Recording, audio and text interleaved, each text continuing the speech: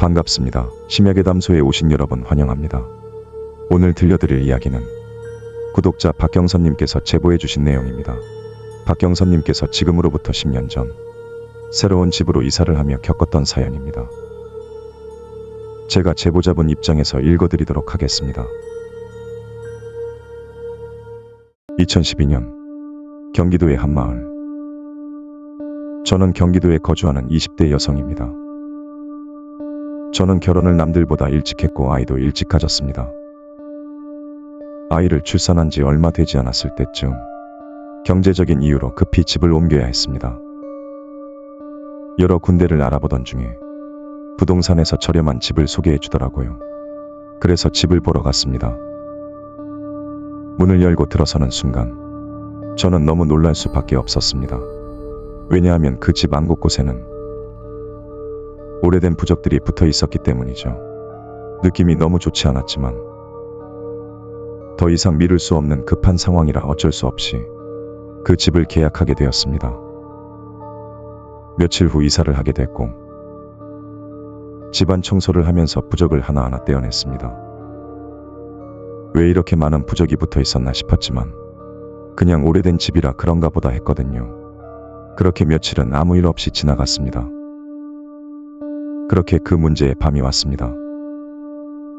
밤늦게까지 아기를 재우다 저도 모르게 잠이 들었고 한참이 지났을까요? 차가운 기운이 방 안에 가득 차오르는 게 느껴졌어요. 저는 잠에서 깼고 방을 둘러보았지만 아무도 없었습니다.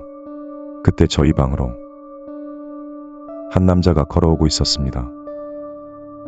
그 남자는 짧은 머리에 일그러진 얼굴을 하고 저를 뚫어지게 쳐다보고 있었습니다. 저는 눈이 마주친 순간 너무 무서워서 아무것도 할 수 없었습니다. 하지만 이대로 당할 수는 없다는 생각이 강하게 들었습니다.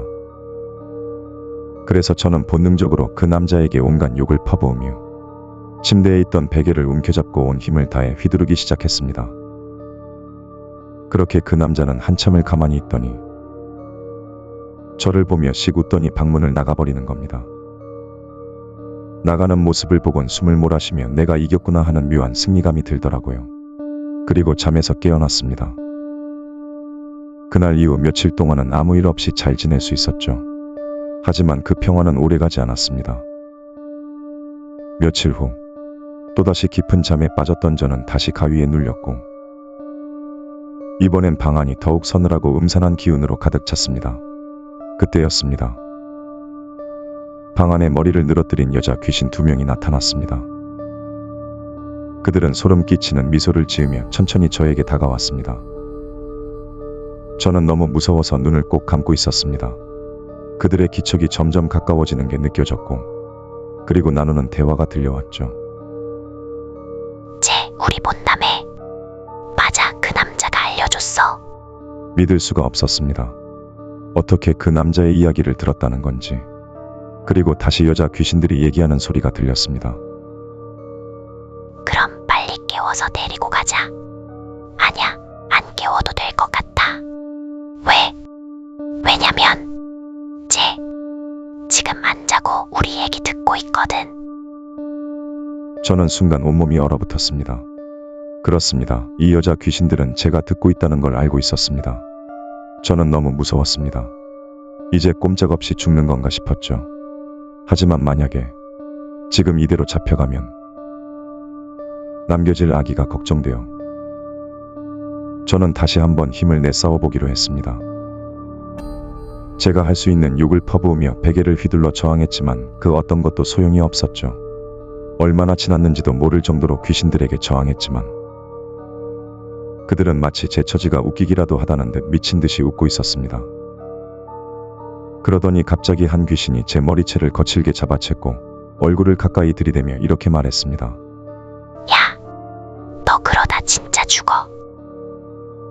그 여자들은 다시 미친 듯이 웃기 시작했고 그 웃음소리가 머릿속에서 울리며 순간 정신이 아득해졌습니다. 결국 저는 정신을 잃고 말았습니다. 깨어나서 숨을 몰아쉬며 방 안을 둘러보니 다시 조용해진 방 안은 꿈처럼 고요했습니다. 하지만 그날의 경험은 너무나도 생생했습니다. 다음 날 저는 용하다는 무당을 집으로 불렀습니다. 무당이 집을 둘러보더니 심각한 얼굴로 말했습니다. 이 집은 귀문이 열리는 곳이야. 이 집의 문들은 귀신이 드나드는 통로가 되어 있어. 그제야 이곳이 왜 그렇게 음산한 기운에 휩싸여 있었는지 이해가 되었습니다.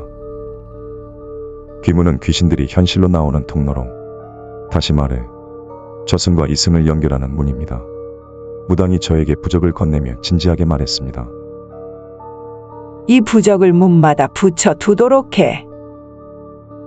그래도 딱 일주일이야. 이사 가기 전에 너와 네 가족을 지켜줄 수 있는 시간이 딱 일주일밖에 없어.